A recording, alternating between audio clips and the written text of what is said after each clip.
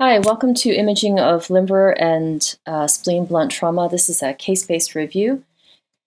I have no relevant financial disclosures. And so our learning objectives for this session are to be able to identify liver and spleen traumatic injuries, to recommend appropriate best imaging tests and protocols, know the types of contrast to use or avoid, and know when to recommend IR. In abdominal trauma, high-velocity mechanisms can occur that result in multisystem injuries. Blunt trauma occurs much more frequently than penetrating. The liver and spleen are by far the most commonly injured organs. Most injuries are non-operatively managed, and imaging plays a key role. The chest and pelvis x-rays are taken during trauma resuscitation, and these are used to detect severe injuries like tension pneumothorax or pelvic fractures. It's important to note that the sensitivity for detecting traumatic injuries is not great by radiographs. So you'll have a certain number of false negatives, and so that means that negative does not exclude injury. Ultrasound, the EFAST exam is used to detect free abdominal fluid. This is usually performed by the trauma surgeon or emergency medicine physician. And again, limited sensitivity and limited utility for detecting abdominal injuries. MRI takes a long time. There are obvious magnetic field hazards, which aren't good for a patient who's got lots of life support equipment hooked up. And so MRI is not good for potentially unstable patients. And MRI is really a problem-solving tool, not a screening modality. So MDCT is our gold standard imaging test for abdominal trauma. The sensitivities for detecting abdominal injuries approaches 100%. IV contrast is really required if you want to pick up as many injuries as possible. And one contrast bolus can provide rapid multi-phase imaging that can be reformatted easily and quickly to best depict injuries. All right, so let's turn to the liver, and this is where the case-based portion starts. So our first case is a high-speed MVC, and you can see that there are multiple linear, low attenuation areas cutting through the right hepatic lobe, consistent with extensive lacerations. Some of these extend to the middle hepatic vein. So here's the middle hepatic vein, and you can see these lacerations go right up against it. Here's the main portal vein, anterior branch of the right portal vein, and periportal low attenuation, which is likely periportal edema from the fluid resuscitation. So the next thing I look for is any areas of attenuation that are similar or higher attenuation compared to the aorta. That tells me that it's active bleeding or a contained vascular injury or a vascular injury. And so here's your aorta, and you want to just check out that attenuation. You can see that there are no areas that are high attenuation, so no evidence of active bleeding or a vascular injury. You want to check out the spleen. Here's the spleen to see if there are any associated splenic lacerations. And we see none, but there's a small amount of hemoperitoneum. And from this point, you want to check out the lung bases to see if you can find a pneumothorax or contusions. Check out the overlying ribs to see if there is associated rib fracture. When you're on lung windows, keep those lung windows on and scroll through the abdomen to look for free air in the abdomen and pelvis. Okay, so let's go to our first question. So what is the AAST grade for these injuries? So the AAST organ injury scales were revised in 2018, which was a big deal. They were first introduced in 1989. Remember, these are based on operative findings. And with the advent of CT, it was discovered in 1971, and then we really went into MDCT by the probably late 90s. We started to see things like active bleeding, and these were found to be associated with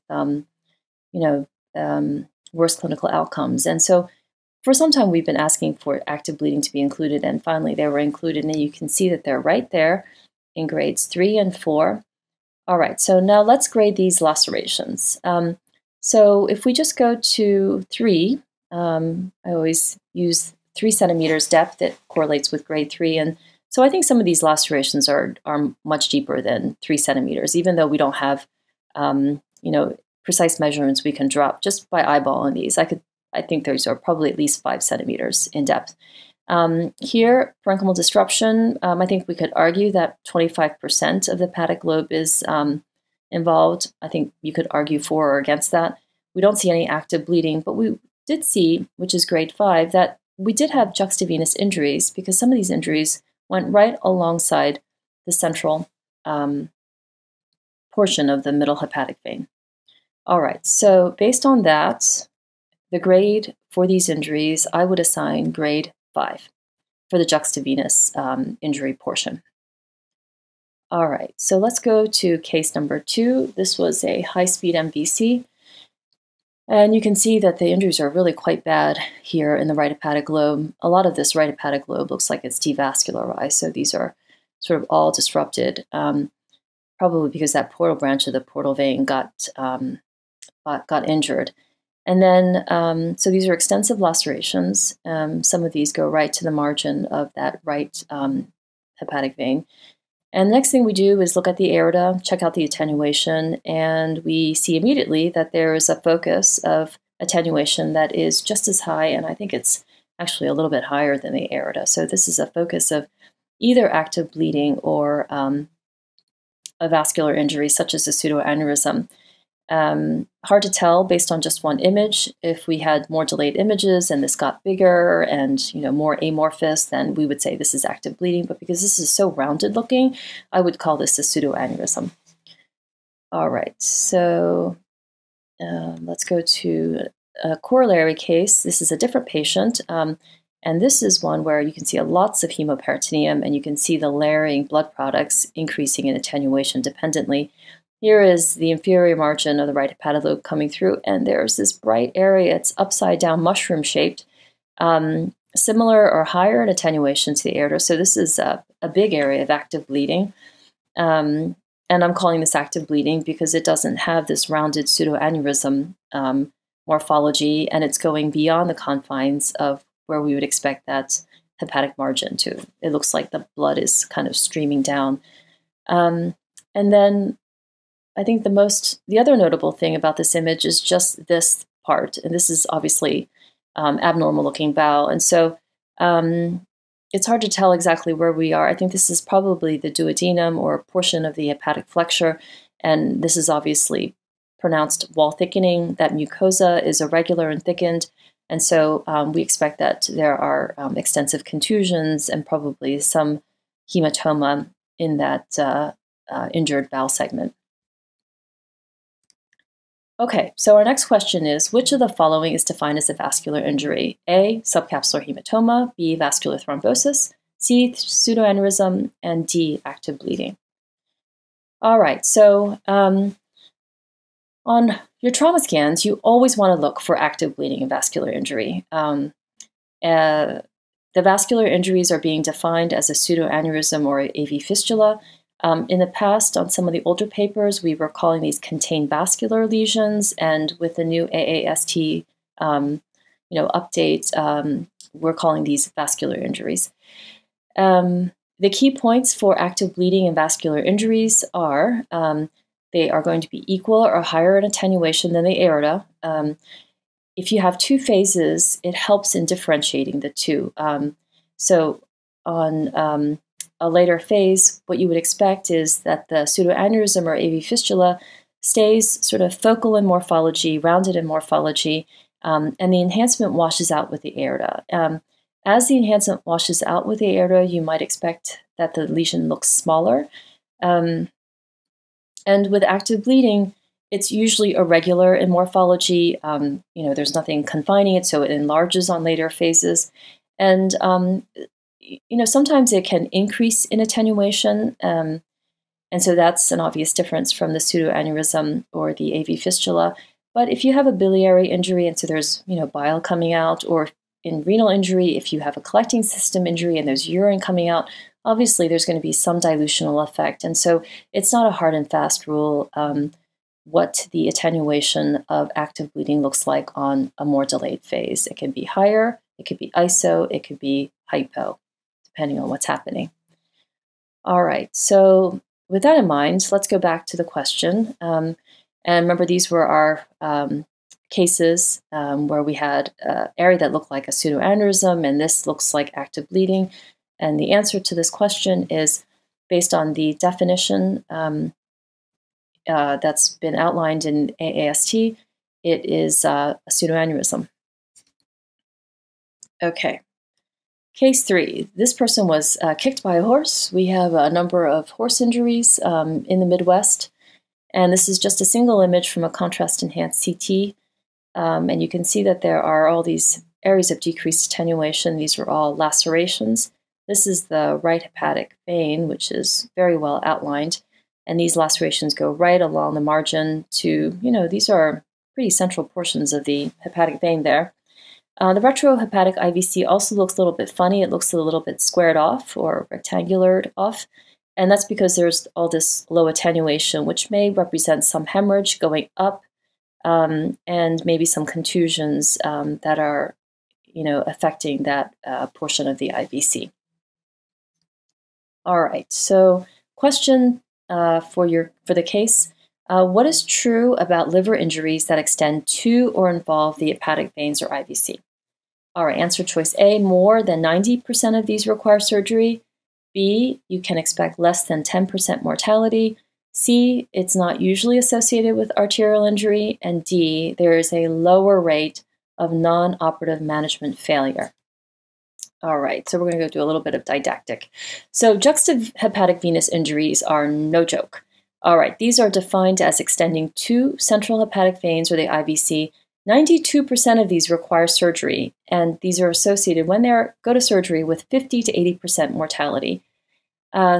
These injuries are 3.5 times more likely associated with hepatic arterial injury, and they're 6.5 times more likely to require surgery. And I spoke with a trauma surgeon one time asking about these injuries, and they say they need to know about these if possible because it often requires them to change their operative approach so they can access those hepatic veins. And if they are injured, they have to be very fast about stitching them up because the patient can exsanguinate from these injuries. So these are really quite scary, and that's why they're in the grade 5, the highest grade severity. Okay, so going back to our question, what is true about liver injuries that extend to or involve the hepatic veins or IVC? And the answer is more than 90% of these require surgery. Okay, so very important severe injuries. Case number 4, and I think this is our last liver case. All right, so this was an MVC, and I put this case in here to show you how the reformats can really help you. So I have to say, when I looked at this case initially, I mean, these are your lacerations. Here's a little bit of the portal vein. And, it's not really that impressive looking. And when I scroll through all the axial images, it really wasn't that impressive. But the coronal really shows how extensively that right hepatic lobe is being affected. So when you can, go to your coronals and sagittals and just take a look at some of these injuries. It can help you, and it can maybe even change how you grade those injuries. Okay, so case number 4 question. Which is the best contrast choice for a blunt trauma patient? A, oral and IV contrast. B, oral, IV, and rectal contrast. C, IV contrast. And D, no contrast. All right. So in blunt trauma, we do not recommend giving oral contrast. Nobody gives oral contrast in blunt trauma. If you give oral contrast in blunt trauma, you are practicing outside a standard of practice. There's some literature on this. This was the one that was probably the one that's most often cited. And what they found was that there were no injuries that required surgery that were missed when they didn't use oral contrast. There was a very real risk of aspiration if that patient ends up needing to go to surgery. And what can be recommended is a follow-up CT with oral contrast when the patient is stable. All right, so no oral contrast in blunt trauma. You need to use IV contrast because it's essential for depicting injuries. We perform oral arterial phase if we're looking for active bleeding and vascular injuries. And the portal venous phase helps us see the solid organs. It's the parenchymal phase of enhancement and looking for bowel injuries. And having two phases helps differentiate active bleeding from vascular injuries. It helps you see different things. Many major trauma centers will image both arterial and portal venous phase through the abdomen.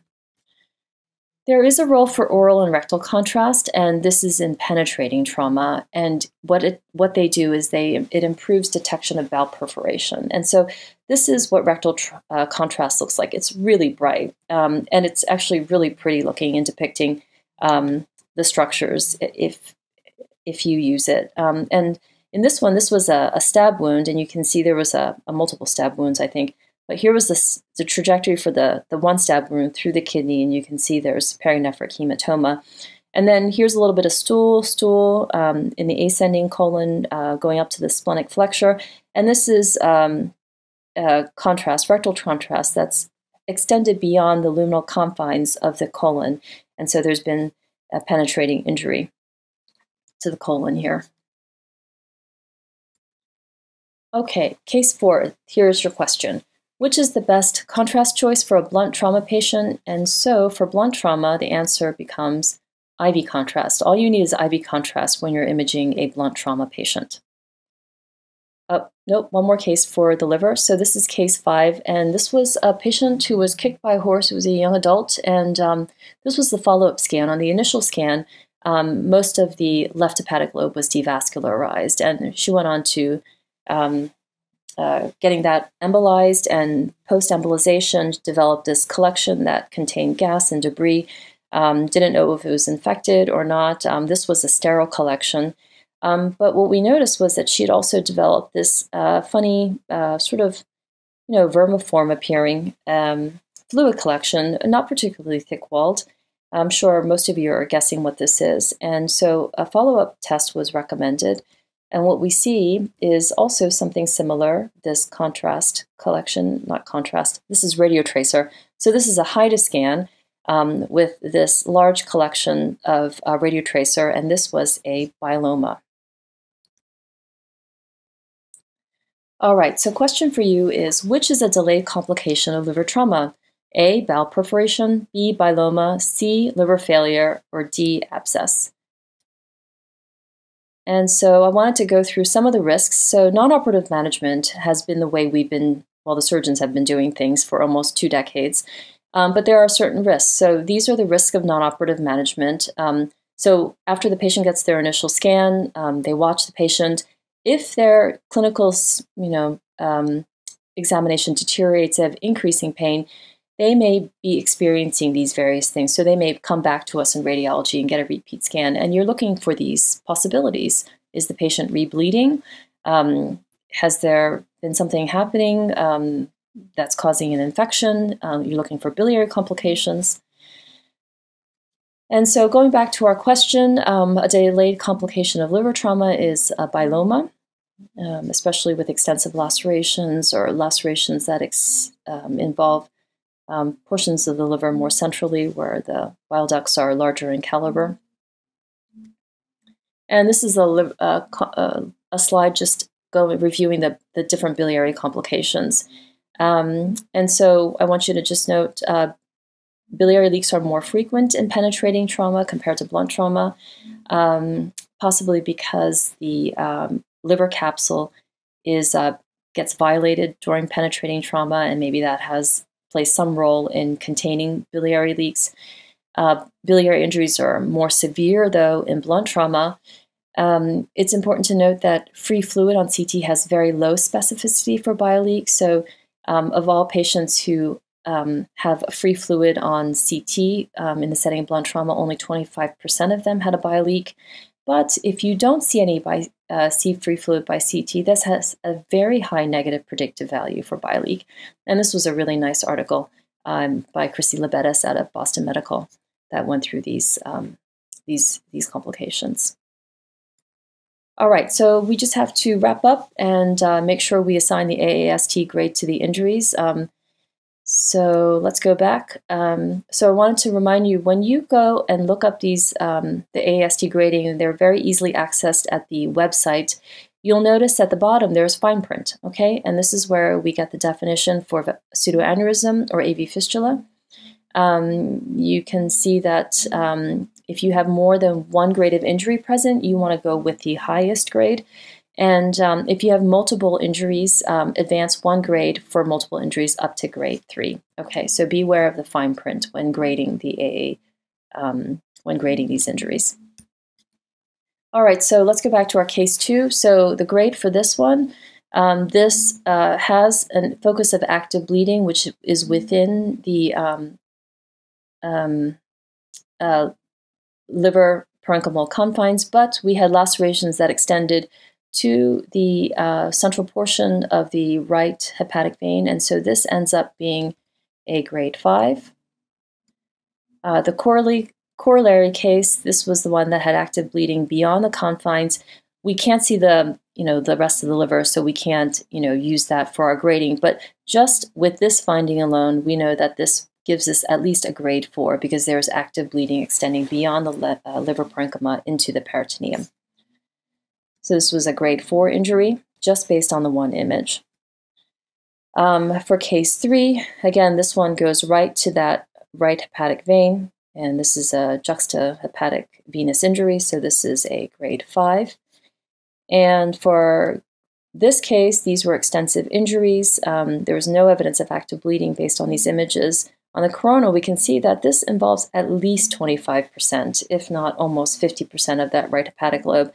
So this puts us at the grade 4 category. And for the last case, the initial scan showed that most of the left hepatic lobe was devascularized. So this puts us at least at a grade 4 injury. All right, so let's switch gears and go to the spleen.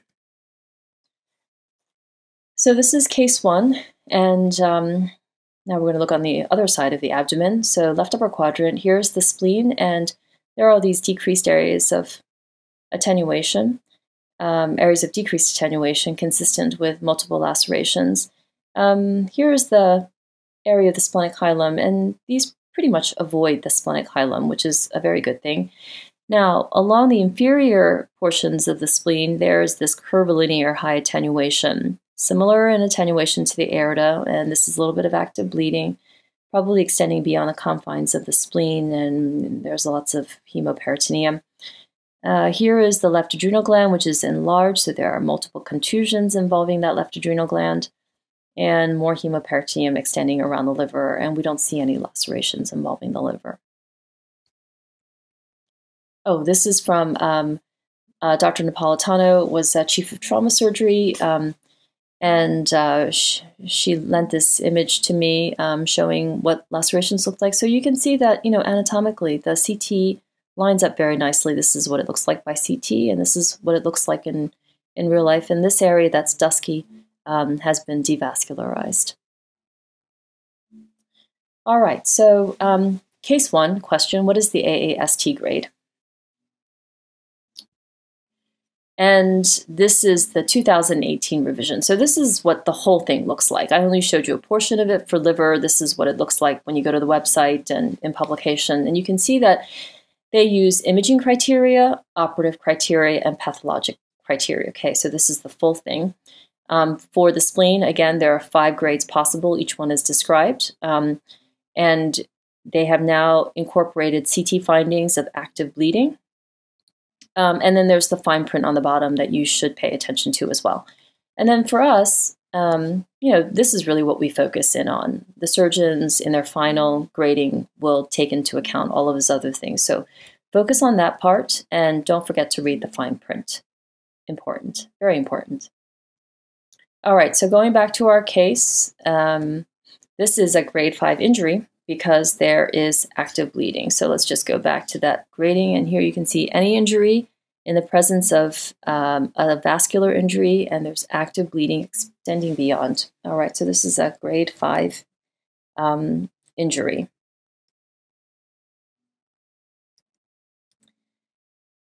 Okay, so this case was a gentleman who played in a rugby some pickup rugby, and he was tackled and had some left upper quadrant pain a day or so later, and came into us. And you can see that on this one image, you can barely, the spleen is up there. I'm only showing you one image, and that there are multiple areas of high attenuation, higher than that of the aorta. And so these are areas of active bleeding along the inferior aspect of the spleen. And then this went on to embolization, and again, post-embolization developed bubbles of gas within the embolized portion of the spleen, and they took a little bit of tissue, aspirated, and this was also sterile. And so we have a question based on this case. In which patients would you recommend angioembolization? So grade 1 injury, no active bleeding. Grade 2 injury with active bleeding. Grade 2 injury, hemodynamically unstable. Or grade 5 injury without active bleeding. And so this brings us to the role of angiography and angioembolization. And so active bleeding at CT is associated with the need for splenectomy. And if you have multiple bleeding splenic injuries, there is an even higher splenectomy rate. The role of angioembolization is viewed as sort of an adjunct or extension of non-operative management, and it improves, it's been demonstrated to improve non-operative management success rates. Angioembolization is recommended when you have lower grade injuries with active bleeding, but it's also recommended for the higher grade injuries, 4 and 5, when there's no active bleeding. And doing both of those, lower grade with active bleeding, higher grade without active bleeding, have been demonstrated in the literature to improve the success rates of non-operative management. It's important to note that if the patient is hemodynamically unstable, they should not be in radiology or go on to angio. They should be going directly to the operating suite. And also, finally, higher grades of injury with active bleeding may be unstable injury. So if you see a high-grade lacerations, high-grade injuries, and there's active bleeding, the patient may not be stable. Okay, so case 2 question, in which patients would you recommend angio? And for this, we would definitely want to do grade 2 with active bleeding, but also we would recommend angioembolization for grade 5 injuries without active bleeding. All right, so case 3, this was a very bad motor vehicle collision, and we are here centered in the left upper quadrant. This is where the spleen should be, and we don't see anything that looks like splenic parenchyma. I think maybe you could discern a little bit of a splenic shadow right here. Here are some preserved, barely preserved hilar vessels, and this is basically a large hematoma. The spleen is essentially shattered, and this is the highest grade injury, which is the shattered spleen, and will go on to splenectomy. Okay, so in olden times, when they did more operative management, what was and what is the most dreaded consequence of splenectomy? And the answer is overwhelming sepsis, because of the role that the spleen plays in the immune system. Okay, so non-operative management, it's really important to know that NOM results in lower complication rates, fewer blood transfusions, lower morbidity and mortality, and lower hospital costs. So this is, multiple wins on the part of both management and for the patient. And in summary, imaging plays a key role in the evaluation and management of traumatic injuries. MDCT with IV contrast is the best imaging test. The AAST revised its grading system in 2018 to reflect and incorporate CT findings of active bleeding. Active bleeding and vascular injuries increase the AAST grade, and angioembolization plays an important role because it can improve non-operative management success rates. And that is all. I hope you enjoyed this session. Thanks very much, and stay safe and healthy. Thank you.